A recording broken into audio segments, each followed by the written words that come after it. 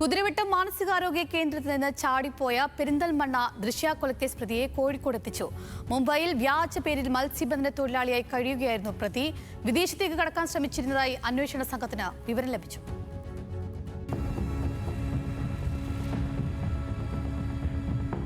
Kannur central ജയിലിൽ വിചാരണ തടവുകാരനായി കഴിയുകയായിരുന്നു പെരിന്തൽമണ്ണ ദൃശ്യക്കൊലക്കേസ് പ്രതി മഞ്ചേരി സ്വദേശി വിനീഷ്. ജയിൽ ചാടാൻ സാധ്യതയുള്ളതിനാൽ സുരക്ഷ ശക്തമായ ബ്ലോക്കിലായിരുന്നു വിനീഷിനെ പാർപ്പിച്ചിരുന്നത്.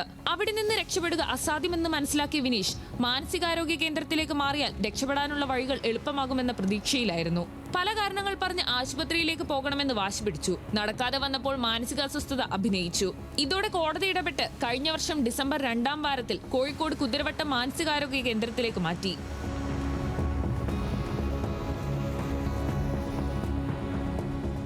സെല്ലിലേക്ക് ആശുപത്രി ജീവനക്കാർ വരുമ്പോഴൊക്കെയും അസഭ്യം പറഞ്ഞ് അവരെ ഓടിക്കും. ആശുപത്രിയിൽ അക്രമ സ്വഭാവം കാണിച്ച് രക്ഷപ്പെടാനുള്ള ശ്രമം തുടർന്നു. അങ്ങനെ കാത്തിരുന്ന സമയം എത്തിയപ്പോൾ ശുചിമുറി തുറന്ന് പുറത്തു ചാടി. വസ്ത്രം മാറി ഓട്ടോയിൽ ഒരു ഭാവവ്യത്യാസവുമില്ലാതെ കോഴിക്കോട് റെയിൽവേ സ്റ്റേഷനിലെത്തി. അവിടെ നിന്നും മംഗലാപുരം ലക്ഷ്യമാക്കി നീങ്ങി. കർണാടകയിൽ നിന്ന് പല സംസ്ഥാനങ്ങളിലൂടെ വിനീഷ് സഞ്ചരിച്ചു. മംഗലാപുരത്ത് നിന്ന് ഗോവയിലും ഗുജറാത്തിലും ഡൽഹിയിലും നാഗ്പൂരിലും എത്തി.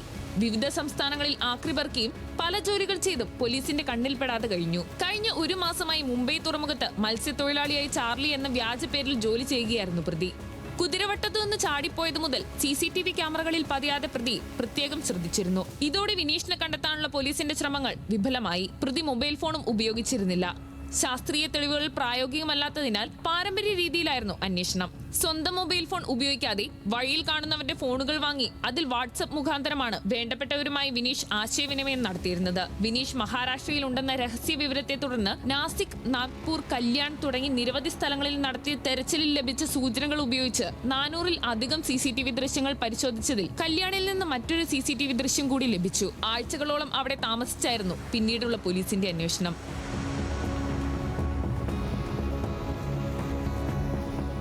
മുംബൈ റെയിൽവേ പോലീസിന്റെ സഹായത്തോടെയാണ് വിനീഷ് പ്രത്യേക അന്വേഷണ സംഘത്തിന്റെ വലയിലായത്. ദൃശ്യയെ കൊലപ്പെടുത്തുന്നതിന് മുമ്പ് പിതാവിന്റെ കച്ചവട സ്ഥാപനത്തിന് തീയിട്ട് ശ്രദ്ധ മാറ്റിയ ശേഷമാണ് പ്രതി കൊലപാതകം നടത്തിയത്. അത്രത്തോളം ബുദ്ധിപരമായായിരുന്നു പ്രതിയുടെ ഓരോ നീക്കവും. ഏതെങ്കിലും വിധേന പണം സമ്പാദിച്ച് കള്ള പാസ്പോർട്ട് ഉണ്ടാക്കി രാജ്യം വിടാനായിരുന്നു പദ്ധതി. പക്ഷേ ആ നീക്കം അന്വേഷണ സംഘം അതിവിദഗ്ധമായി തകർത്തു. ദൃശ്യയുടെ കുടുംബത്തെ ഇല്ലാതാക്കുമെന്ന പല തവണയുള്ള വിനീഷിന്റെ ഭീഷണി കൂടിയുള്ളതിനാൽ ചാടിപ്പോയെന്ന വാർത്ത കുടുംബത്തെ ഏറെ ആശങ്കയിലാഴ്ത്തിയിരുന്നു. ഇനിയും കുതിരവട്ടത്തേക്ക് മാറ്റുകയാണെങ്കിൽ ഒരിക്കൽ കൂടി കടന്നുകളയാനുള്ള അവസരം ഉണ്ടാകുമോ എന്നാണ് ദൃശ്യയുടെ കുടുംബം സംശയിക്കുന്നത്.